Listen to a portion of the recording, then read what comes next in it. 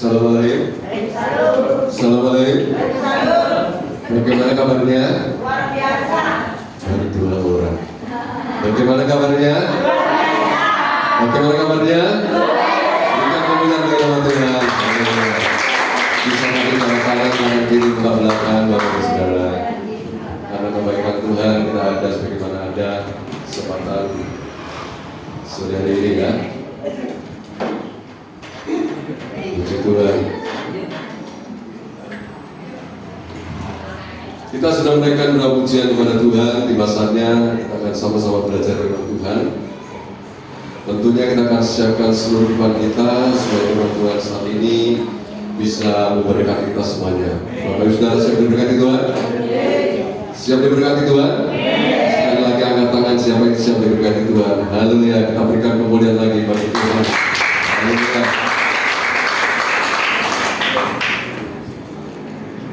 Kali ini Bapak Ibu Saudara, saya akan berikan sebuah tema dengan firman Tuhan mengenai bertumbuh menjadi dewasa. Saya bertumbuh menjadi dewasa. Saudara siap menjadi dewasa? Haleluya. Kita akan buka kitab kita di dalam suratan Efesus pasal yang keempat. Efesus pasal yang keempat. Kita akan baca ayat yang ke-11 sampai yang ke-16. Efesus 4 ayat 11 sampai yang ke-16. Kita akan baca perhatian. Sudah ketemu? Ya. Efesus 4 ayat 11 sampai 16 kita baca perhatian dimulai dari saya. Dan ialah yang memberikan baik rasul-rasul maupun nabi-nabi, baik pemberita-pemberita Injil maupun gembala-gembala dan pengajar-pengajar,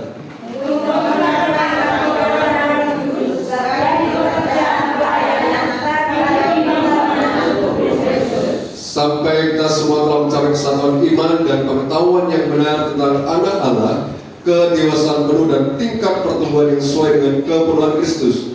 Sehingga kita bukan lagi anak-anak yang diumpamakan oleh rupa rohani yang hebat, oleh permainan nafsu manusia dalam pendidikan mereka yang menyesalkan. Tapi dengan berpegang kepada kebenaran di dalam kasih kita bertumbuh di dalam segala hal karena Dia Kristus yang adalah kepala.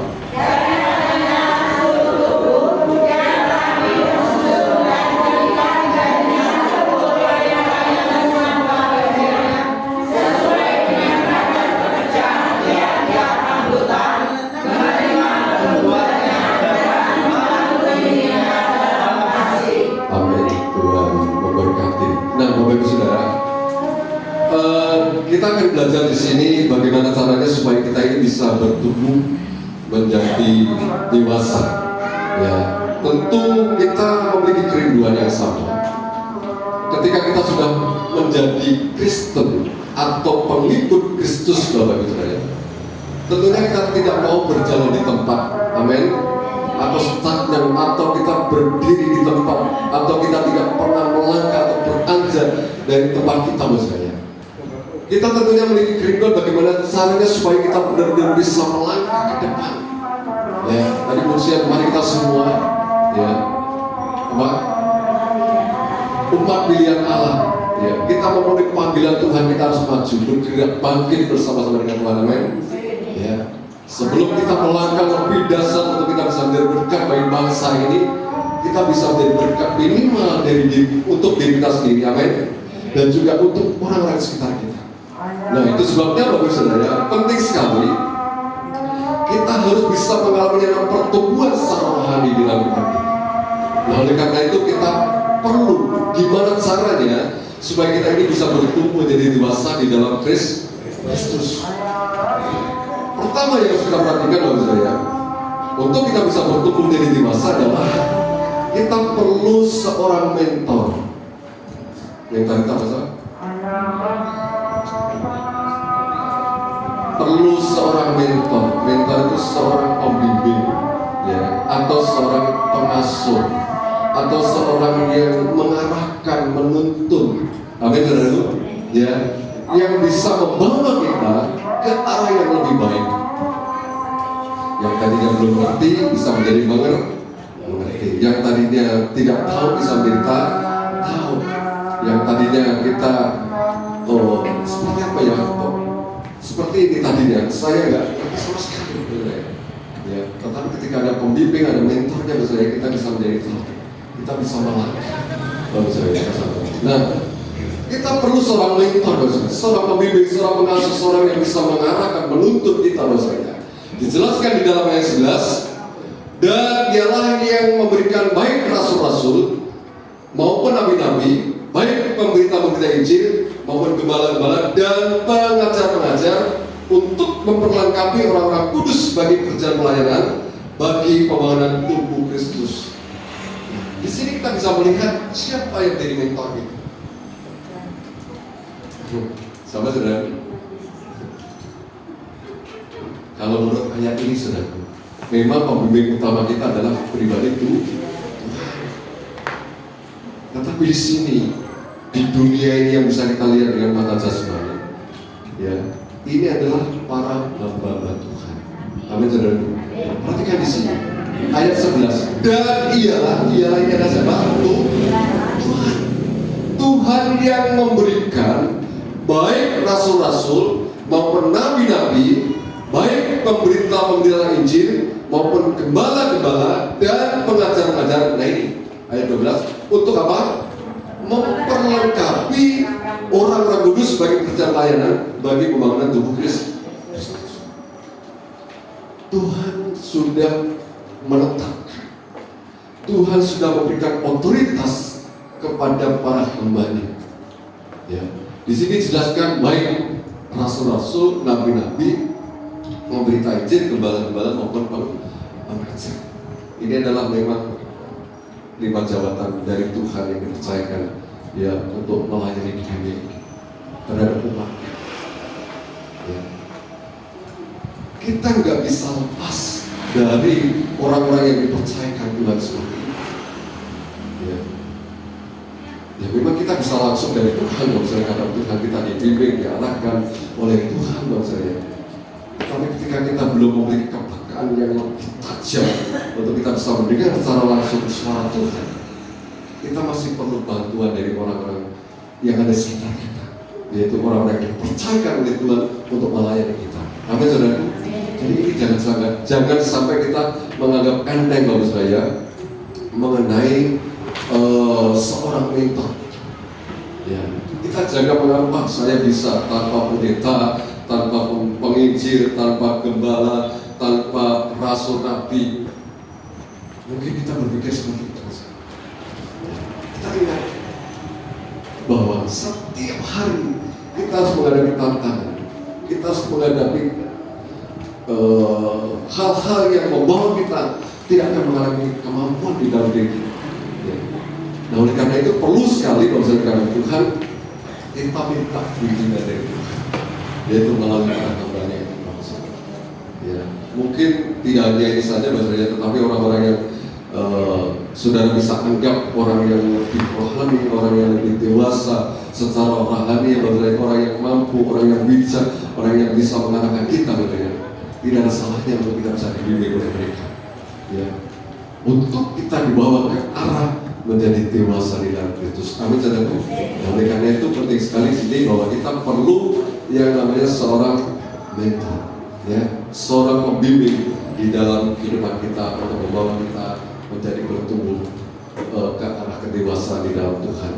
Nah, selanjutnya Bapak saya, yang kedua yang harus kita lakukan untuk kita bisa menjadi bertumbuh menjadi dewasa, yang kedua adalah bahwa kita harus siap mengalami yang namanya perubahan. Ya, siap mengalami yang namanya apa? Perubahan. Yang namanya mau bertumbuh ya perlu berubah. Kalau nggak mau berubah ya bagaimana kita bisa bertumbuh saudara ya. Kita baca dulu sebelum kita kembali ke sini, nanti saudara bisa pandai ayat ini. Kita baca dulu di dalam Roma 12 ayat 2. Roma 12 ayat 2. Saya bisa minta tolong salah seorang yang membacakan dia. Roma 12 ayat yang kedua. Janganlah kamu menjadi serupa dengan dunia ini, Amen. tetapi berubahlah oleh pembaharuan budimu, Ya. sehingga kamu dapat membedakan manakah kehendak Allah, apa yang baik, yang berkenan kepada Allah dan yang sempurna. Amin. Kita berkata. Nanti kan di sini baru ya, di bagian terakhir tadi ada kata apa? Yang terakhir dari ayat kedua, yang berkenan kepada Allah dan yang sempurna. Ini memang tujuan Tuhan, membawa kita menuju kepada kesempurnaan. Amin. Mungkin kita berpikir, mungkin saya orang biasa, saya orang bodoh, saya orang pintar, saya enggak orang biasa. Ya, saya banyak dosa, ya, banyak melakukan ini dan itu dan lain sebagainya. Mana bisa saya bisa menjadi sempurna? Memang dengan kekuatan manusia kita tidak mampu. Tetapi ketika kita kembali kepada kebenaran firman Tuhan, dan ini adalah misinya Tuhan, ini adalah tujuannya Tuhan, bahwa kita akan dibawa menuju kepada kesempurnaan, kedewasaan maksudnya. Maka perlu sekali dimulai dari diri kita ini untuk siap berubah. Amin, saudara. Siap berubah. Ya, perhatikan di sini, makanya di ayat yang kedua di bagian A itu dijelaskan. Janganlah kamu jadi serupa dengan dunia ini, tetapi berubahlah oleh kembaran budi. Ya, sehingga kamu dapat membedakan manakah kehendak Allah, apa yang baik, yang berkenan kepada Allah dan yang sempurna. Perlu berubah. Di sini ditulis ada kata berubah. Itu dalam bahasa Yunani itu saya lihat di sini adalah ditulis metamorpho. Ya, metamorpho sudah. Kalau bahasa Indonesia metamorphosis ya. Kalau nggak salah di sekolah itu, ya, metamorphosis itu adalah artinya perubahan bentuk. Ya, perubahan bentuk. Ini contohnya ya seperti apa namanya, kupu-kupu itu kalau misalnya ya, dari awalnya dari apa, ular, kemudian ungker, kepompong, kemudian kupu-kupu, tiga ya, ular, kepompong, kupu-kupu. Ya, ini perubahan yang tidak bisa kembali lagi ke asalnya gitu. Jadi ketika sudah berubah menjadi kepompong, nggak bisa jadi ular lagi. Apalagi kalau sudah jadi kupu-kupu, jadi ular lagi. Wah, dari kupu-kupu orang enak, ditangkapi bocah-bocah, jadi ular baik, bisa bikin. Ini sudah enggak, ya nggak bisa nyokap, ya nggak bisa. Ya. Ini metamorfosis seperti itu, metamorfo. Berubah total, bukan berubah jadi-jadian. Berubah jadi-jadian itu kayak siluman itu. Tahu? Ada manusia yang bisa menjadi harimau. Manusia bisa jadi kera. Manusia bisa menjadi. Ya. Tetapi setelah jadi ular atau setelah jadi harimau, kembali lagi jadi manusia. Itu namanya ya, berubah. Sekilas berubah-ubah, bukan metamorfosis. Ya. Tetapi yang ditulis di sini dari bahasa aslinya seperti itu. Jadi kita maunya Tuhan itu betul-betul mengalami perubahan secara total. Amin, saudara. Dan ketika kita sudah berubah, kita tidak lagi kembali lagi ke yang dulunya. Amin, saudara. Ini harus kita perhatikan. Dan saat ini kita sedang di posisi yang mana? Perubahan kita, proses perubahan kita itu kita sedang di posisi mana? Misalnya tadi seperti ular, kita mungkin sudah menjadi kepompong, ya puji Tuhan kalau sudah menjadi kepompong, tidak terus ular lagi, mungkin gagal orang banyak dan disingkiri oleh banyak orang kalau masih jadi ular. Kepompong masih banyak yang suka, yang bisa digoreng, bisa dijadikan lauk, bapak sering Tuhannya. Nah, apalagi kalau sudah jadi kupu-kupu sudah sangat menarik, bahkan bisa dijadikan gambar dan lain sebagainya. Bahasanya kupu-kupu itu sangat menarik, artinya bisa menjadi berkat bagi banyak orang. Kita harus memiliki yang namanya kerinduan untuk bisa menjadi berubah. Berubah ini bukan sebuah pilihan Bapak Saudara. Perubahan bukan sebuah pilihan, ya. Nah, gelem aku berubah, nah orang gelem ya. Nah, wis bukan itu, Bapak Saudara. Berubah itu adalah sebuah komitmen di dalam diri kita. Kita harus perlu memiliki kerinduan untuk mau berubah. Amin, Saudara. Tidak lagi sama dengan dunia tadi kalau jelaskan di dalam yang kedua lagi tadi. Ya, kita harus berubah. Dimulai dari pola pikir kita, cara pandang kita, ya, cara pikir kita misalnya, sehingga bisa mengarahkan setiap kehidupan kita ini. Kita bisa mengerti bagaimana yang harus kita lakukan, yang kita kerjakan, ya, supaya kita ini benar-benar berkenan di hadapan Tuhan. Nah, makanya di sini Bapak saya, kita akan bisa melihat perubahan-perubahan apa yang harus kita alami, Bapak saya. Kembali ke Efesus tadi, Bapak saya, di pasal 4 ayat 13 sekarang. Efesus 4 ayat 13.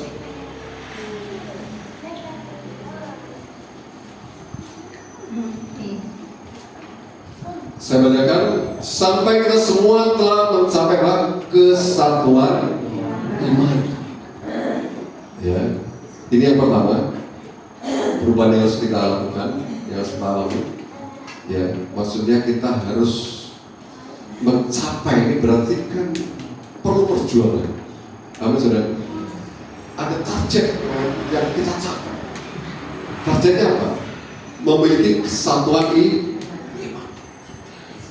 Ya, kita bersyukur pada Tuhan kalau sampai hari ini kita masih eksis, kita masih bisa berkumpul bersama-sama, masih bisa bersyukur bersama-sama.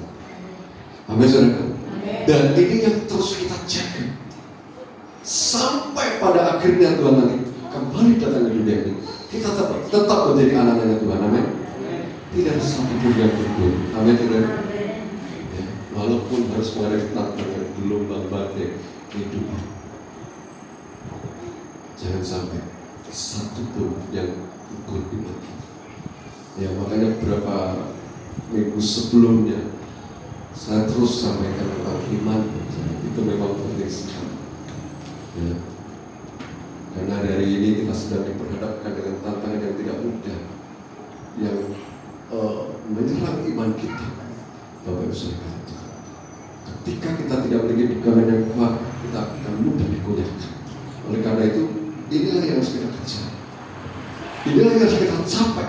Kita memiliki kesatuan iman kita. Tetap kita di dalam, sama-sama di dalam tubuh Kristus. Amin. Di dalam menjadi anak Tuhan. Ya. Walaupun mungkin masih ada saudara-saudara kita yang belum mengenal Tuhan, kita tidak boleh lemah, kita tidak boleh kendor. Kita terus dukung dan doakan bahwa saudara Tuhan untuk mereka juga bisa mengenal Tuhan. Kami pun juga menyampaikan masih ada keluarga-keluarga yang belum mengenal pada Tuhan. Ya. Tetapi ketika melalui doa ini nanti pasti keluarga jalan mereka bisa mengenal percaya pada Tuhan. Amin.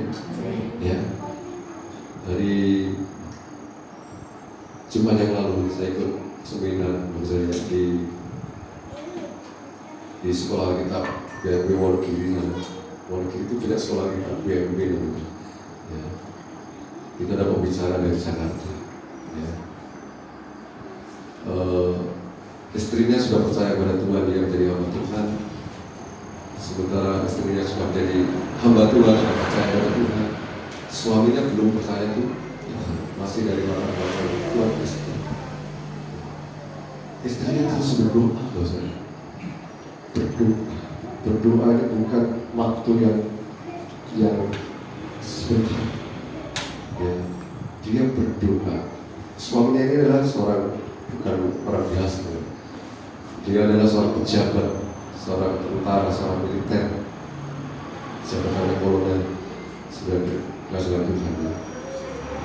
Tetapi dia terus didoakan sama istrinya ini, ya, untuk bisa percaya pada Tuhan. Ketika diajak terus menolak, ya,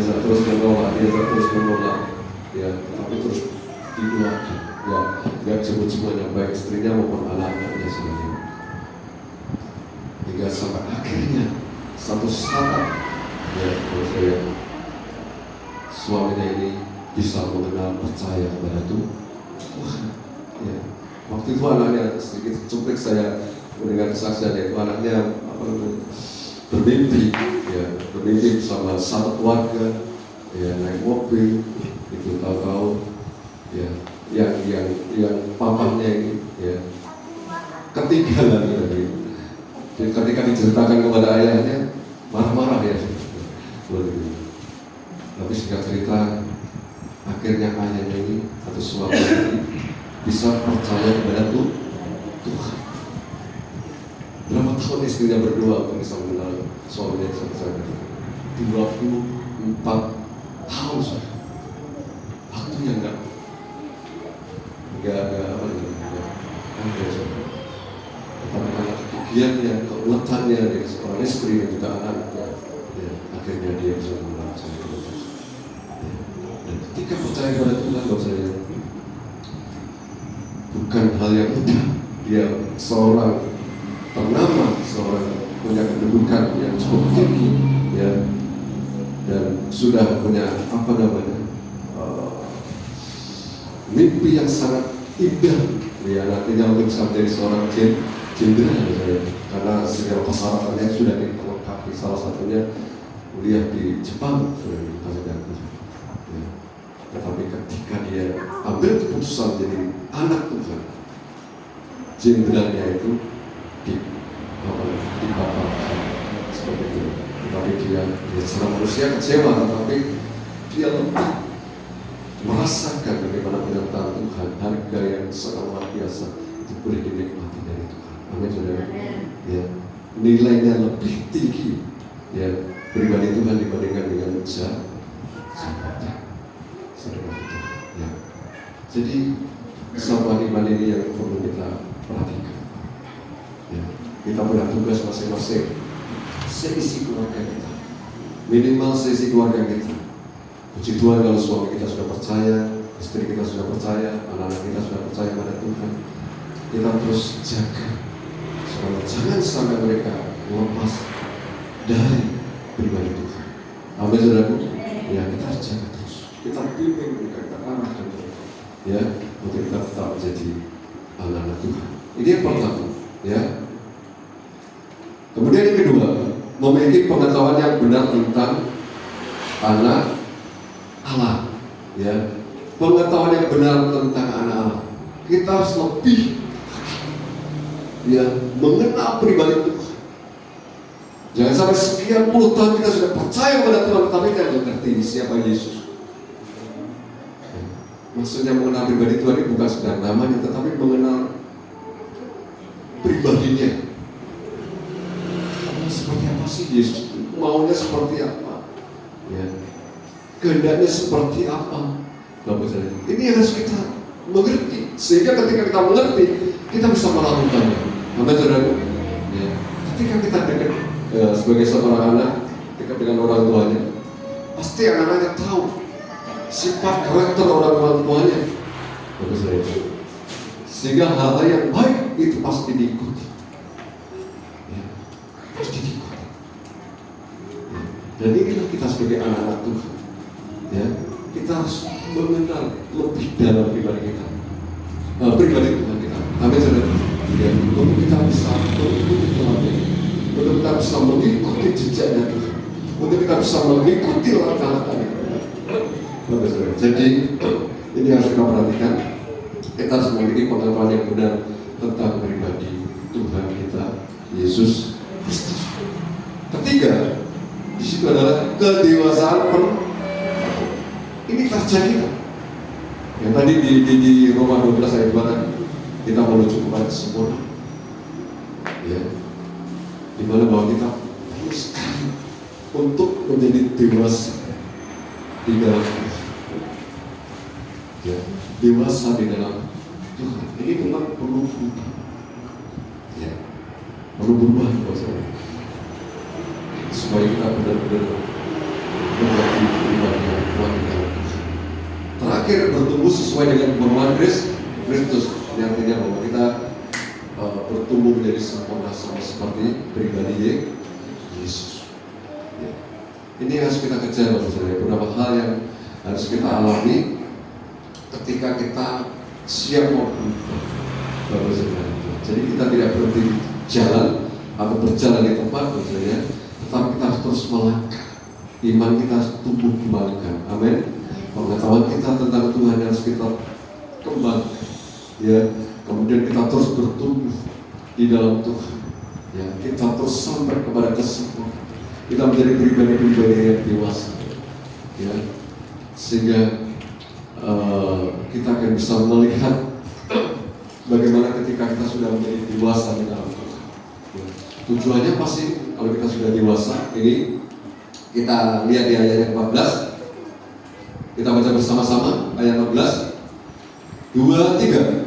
Sehingga kita bukan lagi anak yang diubahkan oleh rupa-rupa pengajaran, oleh permainan palsu manusia dalam kelicikan mereka yang menyesatkan. Ya. Supaya apa? Tidak lagi menjadi apa? Anak-anak itu enggak konsisten, ya, mudah terombang-ambingkan, mudah terbawa oleh situasi kondisi yang ada di sekitar, ya, belum memiliki pegangan yang kuat. Bapak Saudara, ya. Nah, jadi ini Bapak, kenapa kita perlu menjadi dewasa? Supaya kita tidak lagi menjadi anak, supaya kita tidak mudah terombang-ambingkan, tetapi kita tujuannya supaya kita bisa menjadi pribadi-pribadi yang dewasa yang bisa berpegang teguh kepada kebenaran di ayat yang 15. Ya, kita baca sekarang ayat 15, 23. Tetapi dengan berpegang kepada kebenaran di dalam kasih, kita bertumbuh di dalam segala hal karena Kristus yang adalah kepala. Ketika kita menjadi dewasa, kita memiliki pegangan yang kuat, sehingga kita tidak mudah tergoyahkan oleh kondisi apapun. Karena sudah, ketika kita sudah memegang pribadi Yesus, kita sudah menjadi anak-anaknya. Ya, atau bahasa yang sering kali kita pakai yang lebih gampang, yaitu bahasa Jawa itu apa? Gandol Gusti. Ya, itu harus terus kita, ya, terus kita harus tetap mengikuti pribadi Tuhan. Ya, kita harus tetap berpegang teguh. Kita sudah berada di jalan yang tepat. Kita sudah berada di ruang lingkup yang tepat, Bapak Saudara. Jadi kebenaran ini harus kita pegang teguh. Amin, Bapak Saudara. Walaupun orang lain mungkin banyak sekali mempengaruhi. Ya, makanya seringkali saya ingatkan kepada anak muda, remaja, yang sebentar lagi, ya, mereka sudah masuk dalam tahap perkenalan lawan jenis. Bapak Ibu Saudara Tuhan, ya, ini supaya jangan sampai nanti terseret oleh mereka yang tidak mengenal kepada Tuhan, tetapi kita harus bisa membawa mereka datang kepada Tuhan. Amin. Ini harus kita lakukan. Amin, anak-anak muda.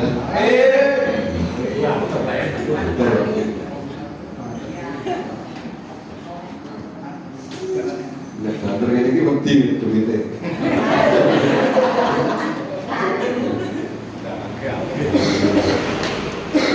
Ini apa menceritakan Tuhan, ya. Jadi harus betul-betul kuat. Kalau sudah tahu kebenaran, jangan sampai dikuliahkan. Ya. Jangan sampai nanti ketika dirayu, apa ya?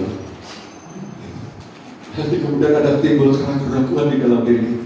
Oh iya, kalau ketika kita sudah ngomong, oh iya, ini bahaya. Kita harus punya komitmen.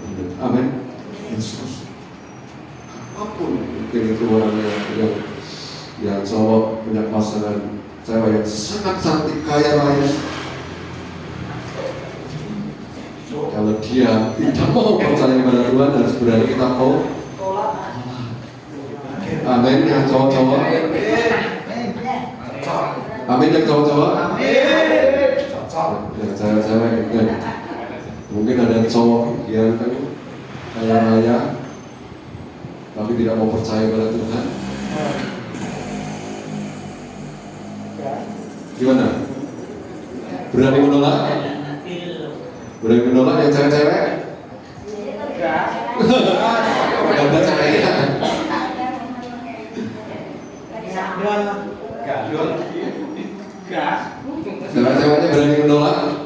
Kalau tidak mau percaya pada Tuhan,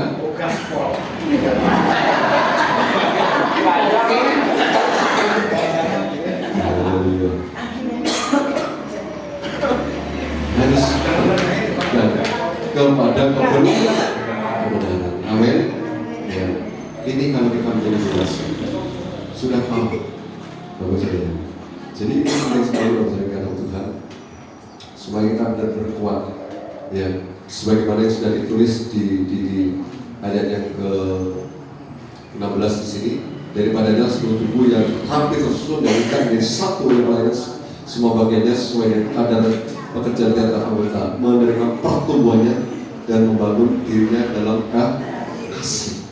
Ya, kita terus kuat di dalam Tuhan, bersatu di dalam tubuh Kristus. Makanya di sini dituliskan menerima pertumbuhannya dan membangun dirinya dalam kasih Kristus. Ya, kasih Allah itu terus melingkupi di dalam iman kita. Bapak Saudara, ketika kita benar-benar sudah dewasa di dalam Tuhan. Ya. Jadi Bapak Saudara Tuhan, inilah yang perlu kita lakukan. Betapa pentingnya kita harus bertumbuh menjadi dewasa. Ya. Dengan catatan, dimana supaya kita tidak lagi menjadi anak-anak, supaya kita tidak mudah tergoyahkan oleh situasi kondisi terumbang-ambingkan oleh situasi kondisi yang dunia yang serba tidak menentu ini. Tetapi supaya kita tetap berpegang teguh kepada kebenaran. Amin, saudara. Kita tetap menjadi pribadi-pribadi yang kuat di dalam Tuhan. Ya, kita tetap menjadi anak-anak yang kuat walaupun apapun yang terjadi atas kehidupan kita, tantangan-tantangan yang harus kita hadapi. Oleh karena itu perlu sekali, ya, kembali saya tekankan tadi, untuk kita bisa berubah, ya, kita perlu bimbingan dari orang lain. Kalau ketika kita mungkin sudah nggak mampu, kita nggak berdaya, Bapak Saudara, kita minta bimbingan, kita minta arannya, ya, minimal doa itu juga sangat penting, Bapak Saudara, yang akan bisa menguatkan kita. Amin, Saudara. Ya. Kemudian kita siap mengalami perubahan. Kita harus mengangkat terus. Ya, iman yang sudah tertanam di dalam iman kita ini jangan sampai hanya berhenti dikerja, tetapi harus kita tumbuh kembangkan, Bapak Saudara, supaya kita benar-benar bisa mengalami perubahan di dalam diri kita menuju pada kedewasaan yang penuh, Bapak Saudara. Jadi Bapak Saudara, dewasa itu adalah sekali lagi saya tegaskan, ya, bukan pilihan, Bapak Saudara, tetapi adalah sebuah komitmen yang harus kita lakukan, yang harus kita jalankan dengan benar. Amin, Bapak Saudara, supaya kita ini benar-benar bisa menjadi pribadi-pribadi yang dewasa di dalam Tuhan, sehingga kita semakin berkenan dan menyenangkan akan hati Tuhan. Puji Tuhan, amin. Firman Tuhan, Tuhan memberkati kita semua. Haleluya. Saya dapat berdiri. Kita bersyukur kepada Tuhan.